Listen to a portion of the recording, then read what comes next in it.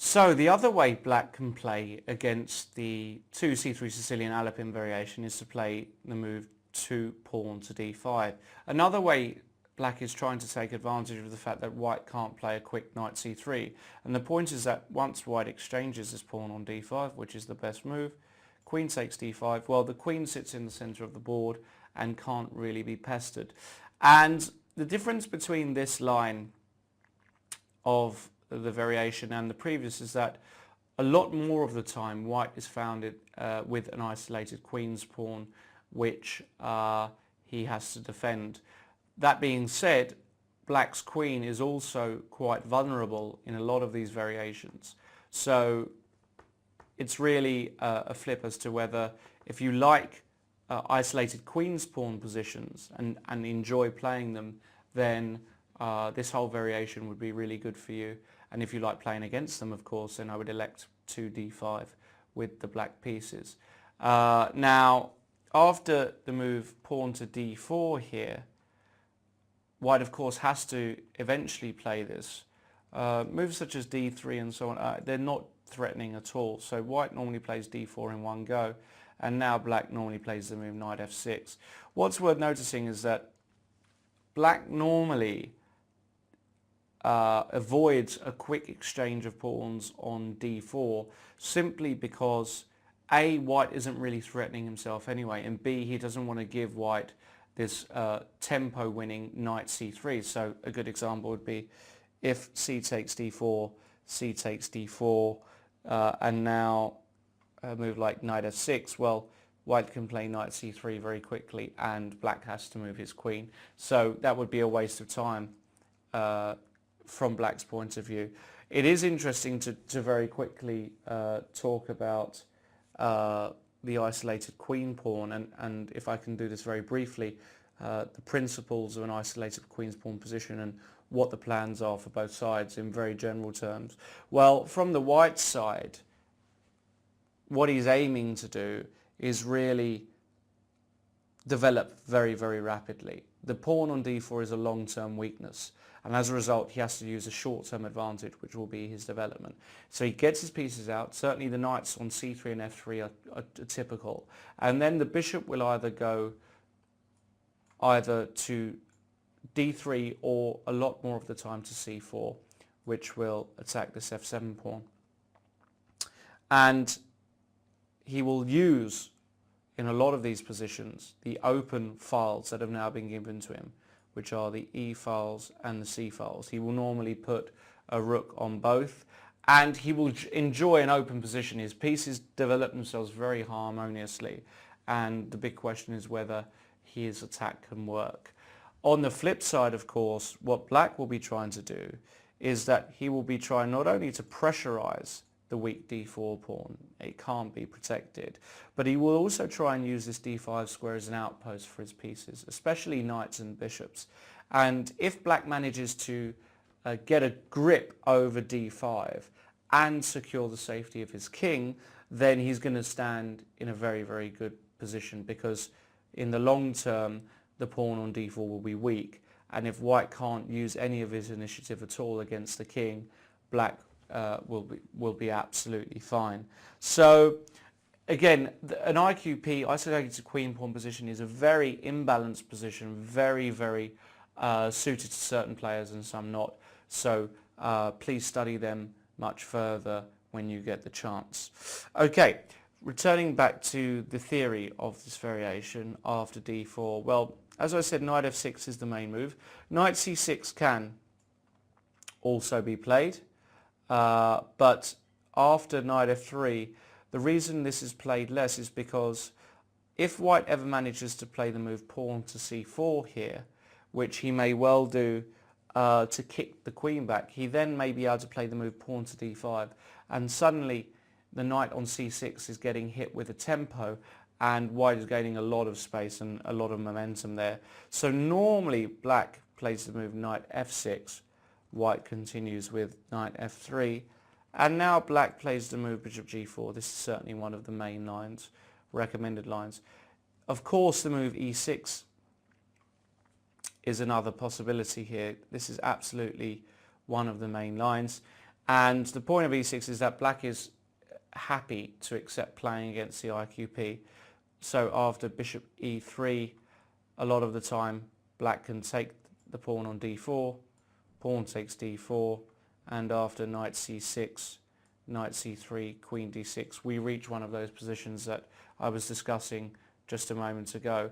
White will develop his bishop to d3 perhaps here and use his open position. Very, very possible alternative for black, although of course when you're defending when you're the defending side of an IQP, you're always inherently a bit more passive. So bishop g4 is what I would say a slightly more active option for black. He gets the bishop out before playing the move e6, and of course with the bishop on e4 and g4, this pin, the d4 pawn becomes very weak.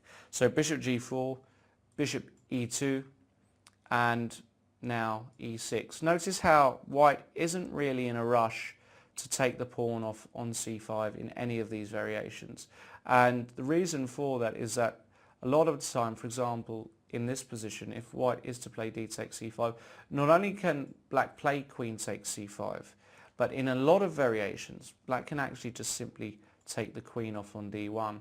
And after king takes d1, for the pawn, in a lot of positions,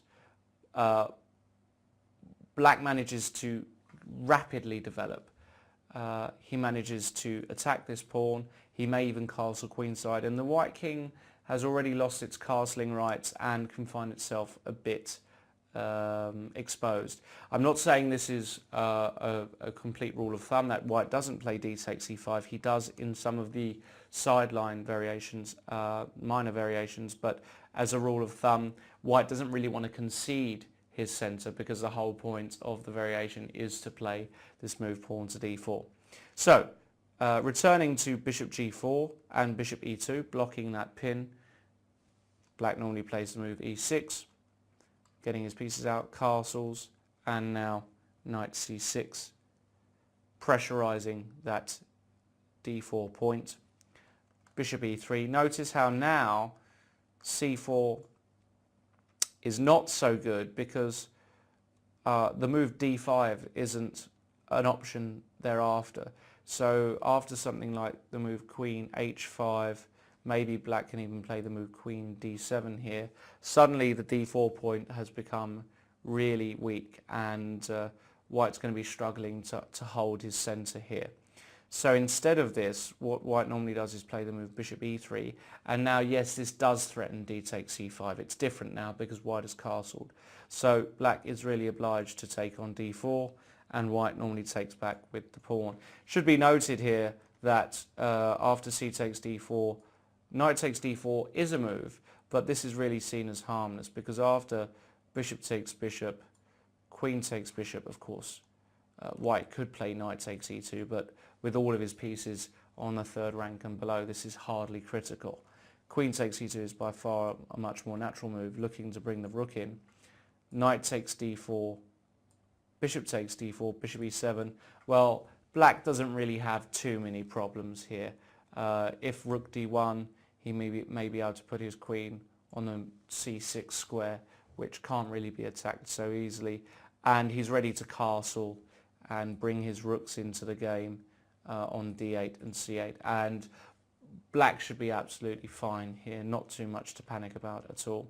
So as a result, to keep a bit more dynamism about the position, white accepts the isolated queen pawn. And after c takes d4, thanks to the knight being still here at home on b1, he's ready to play knight c3.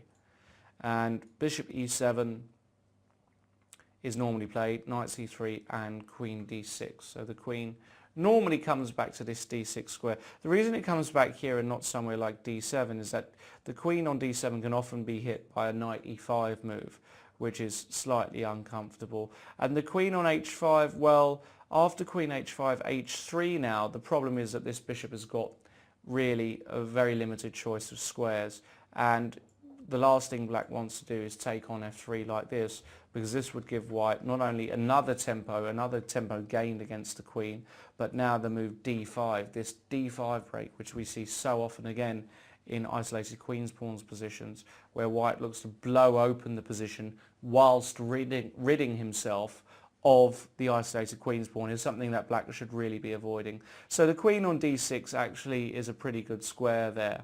And after queen d6, well, how to assess the position? Black's managed to mobilize his army. He's pretty harmonious in his development. He's ready to castle again and put the rooks on d8 and c8. On the flip side, white is still the one controlling most of the centre. He's still got most space. He might be playing rook c1 himself, playing with a3 and playing sometimes even with b4 is an option. He might even be looking to use the c5 square with the knight sometimes. And here he's also going to be kicking this bishop away on g4 and asking a question as to where that's going, because again this knight e5 move, this trick of knight e5, changing a few pieces is sometimes quite useful as well. And we would also see a lot of the time this queen coming out to b3.